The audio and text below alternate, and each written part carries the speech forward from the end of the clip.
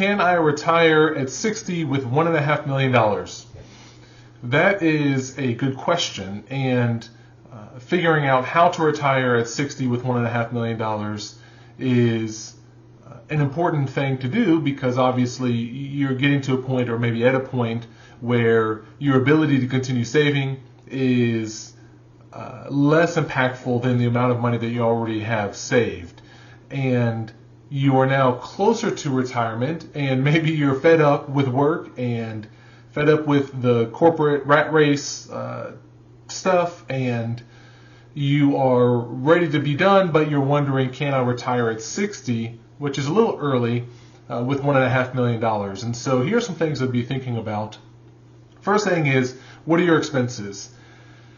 The amount of assets you have is really dependent, the viability of those assets is really dependent on how much money you're spending on a month-by-month basis and how much money you want to spend on a month-by-month basis. So the first thing is really looking at what are your expenses as they are now. So maybe even if you're a few years away from retirement, or maybe you haven't made the decision as of yet, nailing down what are your expenses is really going to be pivotal first step. Now, there's two ways that I see people go about doing this. The first way is working themselves through some sort of budget. There are budgeting softwares out there that one could use, or even just using an Excel sheet. I've even seen clients just get at the old-fashioned pen and paper and write down everything they're spending money on a month-by-month basis. Where people sometimes get tripped up is on the one-off expenses. Even though they may be recurring expenses, they're one-off expenses like property taxes or home insurance, or even Christmas gifts can be significant enough spending that it needs to be accounted for whenever you're doing your expenses. And so that's really where we start, is how much do you need to spend on a month-by-month basis, and how much do you want to spend on a month-by-month basis as well? Because if you're retiring, you want to go do things. You don't necessarily want to be beholden to just sitting at home.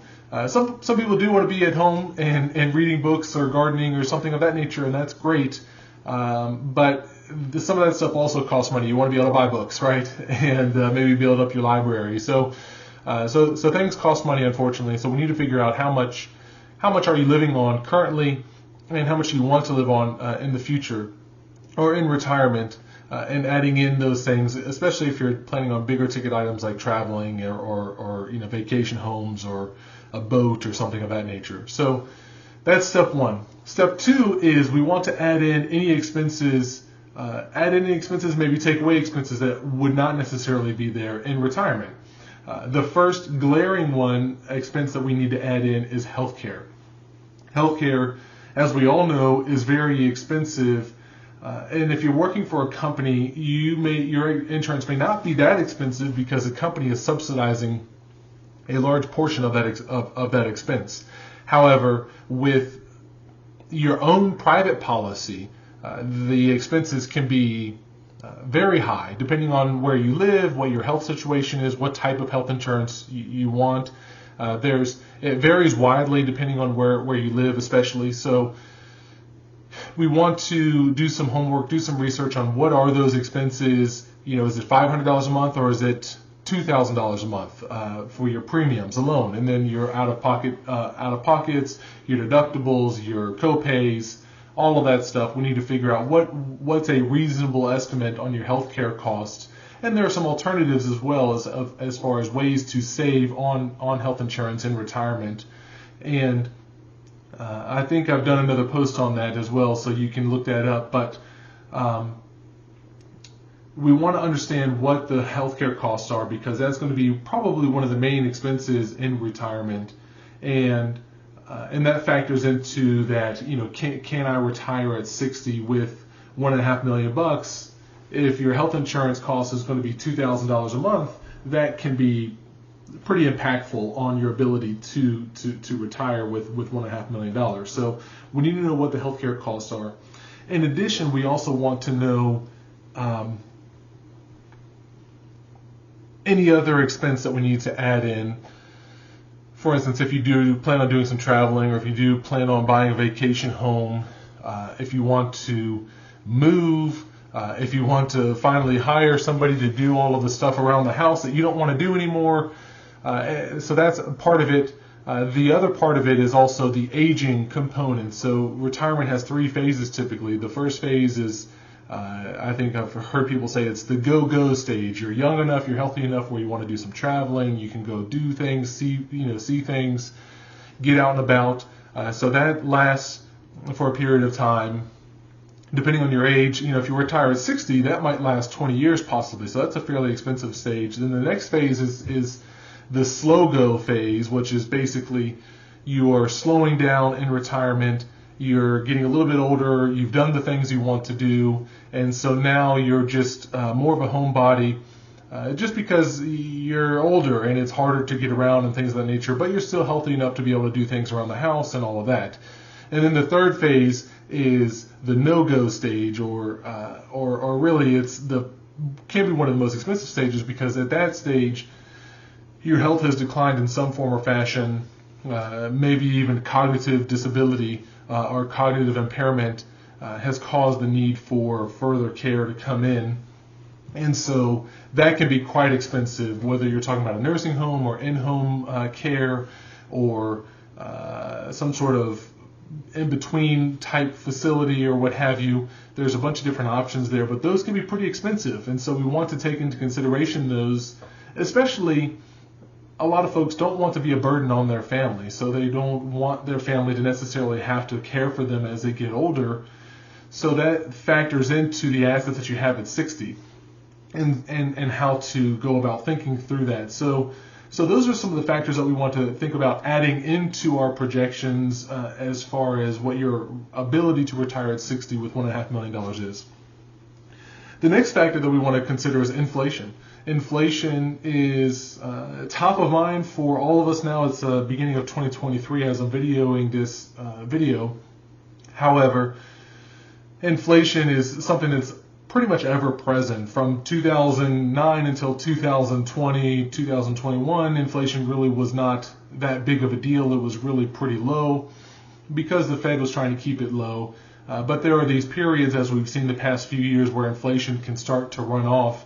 And so the cost of things just cost more. And so what your expenses are today are not going to be the same as they are 10 years from now. And so we need to be planning for the impact of inflation on your expenses and also how that impacts your assumed rate of return as well. The next thing that we want to talk about, or that you want to plan for, is the location of your assets.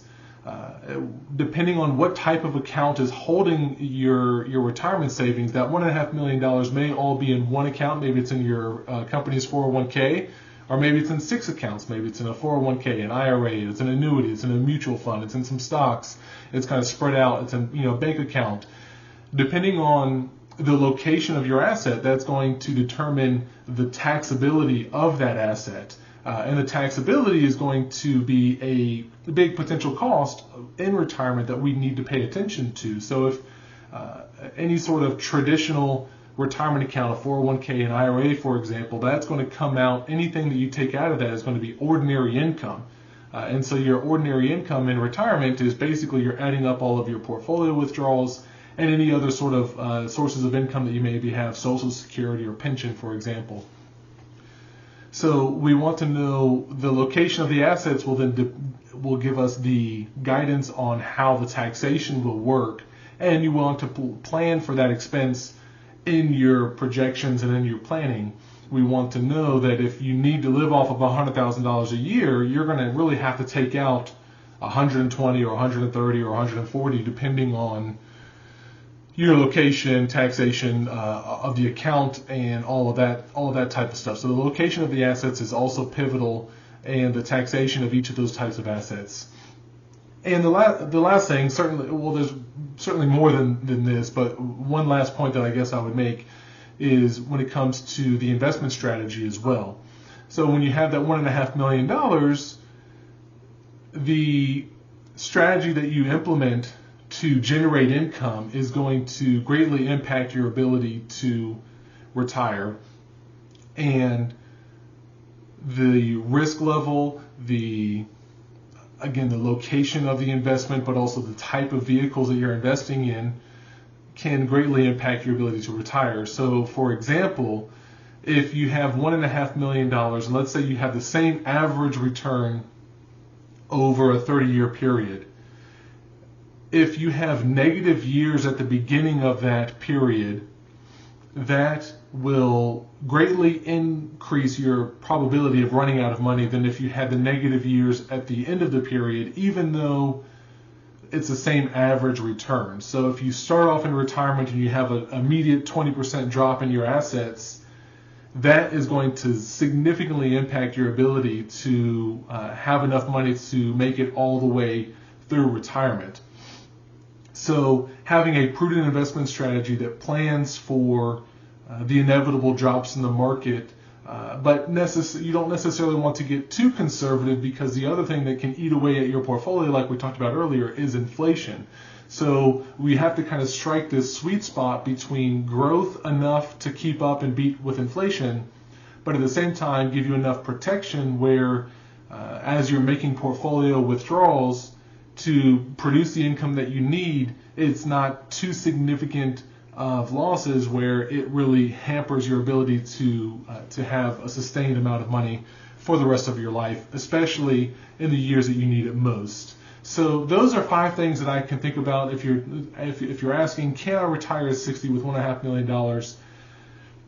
The short answer, yes, you probably can, but assuming all of these other things are in order,